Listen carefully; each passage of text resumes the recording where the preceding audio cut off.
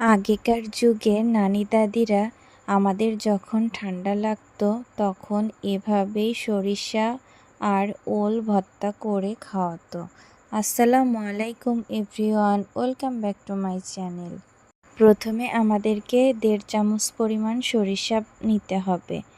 তারপর শুকনা মরিচটাকে একটু ভেজে নিতে হবে, আর রসুন আর পেঁয়াজ ভাতের উপরে দিয়ে সিদ্ধ করে নিতে হবে।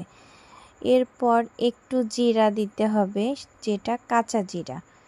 কাঁচা জিরা আর সরিষা খুব ভালোভাবে বেটে নিতে হবে। এরপর যে মরিচ, রসুন, পেঁয়াজ রেখেছিলাম সেইগুলা সুন্দর করে বেটে নিতে হবে।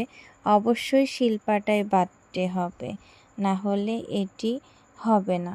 ভালো করে বেটে নিয়ে শিলপাটা থেকে নামিয়ে তারপর ওলটাকে ভালো করে একটু পিষে নেবেন। এরপর যে বাটাটা দিয়েছিলাম সেই বাটার সাথে লবণ দিয়ে আর বেশি করে সরিষার তেল দিয়ে মেখে নিলেই তৈরি হয়ে গেল ওল সরিষা বাটা।